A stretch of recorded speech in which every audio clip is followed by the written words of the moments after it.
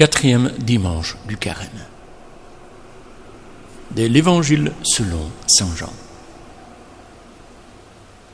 En ce temps-là, Jésus disait à Nicodème: de même que le serpent de bronze fut élevé par Moïse dans le désert, ainsi faut-il que le Fils de l'homme soit élevé, afin qu'en lui tout homme qui croit ait la vie éternelle. Car Dieu a tellement aimé le monde qu'il a donné son Fils unique, afin que quiconque croit en lui ne se perde pas, mais obtienne la vie éternelle. Car Dieu a envoyé son Fils dans le monde, non pas pour juger le monde, mais pour que par lui le monde soit sauvé.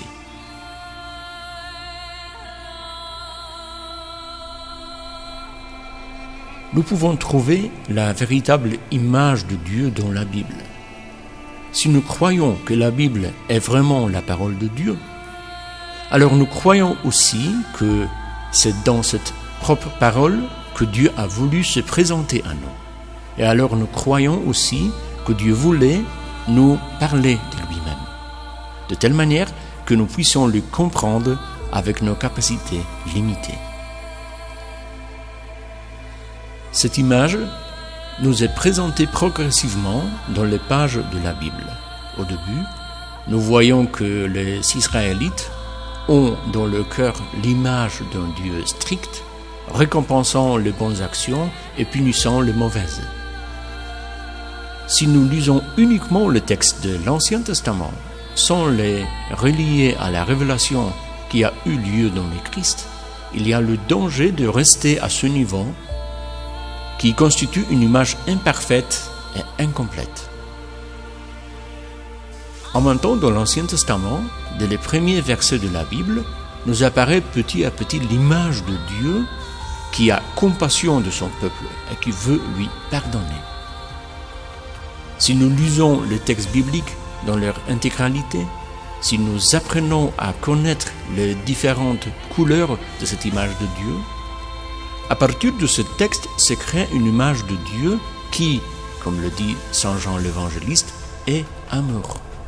Nous voyons par exemple dans les premiers livres de la Bible l'homme et femme chassés du paradis, et en même temps Dieu annonce la victoire d'un de ses descendants sur Satan. Nous voyons des serpents dans le désert mordre les Israélites, et en même temps Dieu a pitié d'eux et dit à Moïse de fabriquer un serpent de métal pour les sauver. Nous pensons que Dieu voulait qu'Abraham tue son fils Isaac, et en même temps, nous voyons que Dieu voulait le sauver dès le début.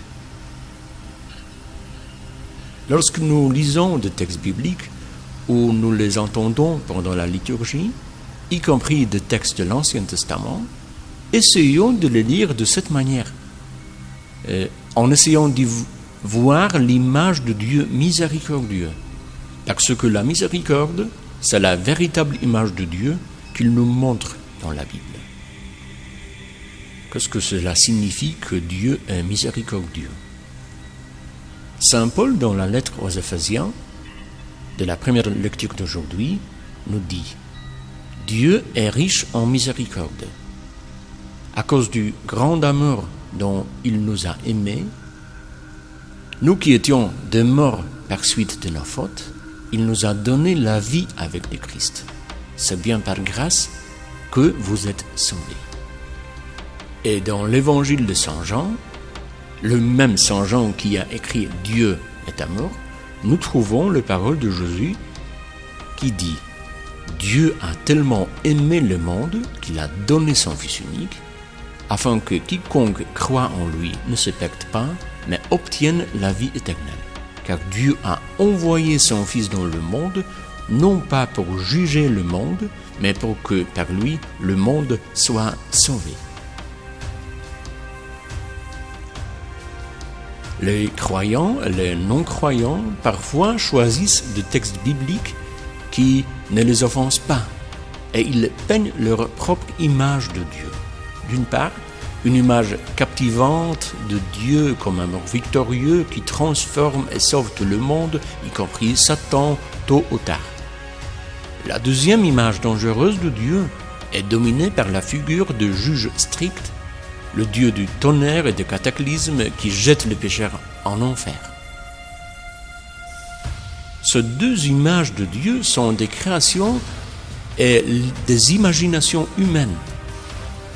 Cependant, c'est l'homme qui a été créé à l'image de Dieu.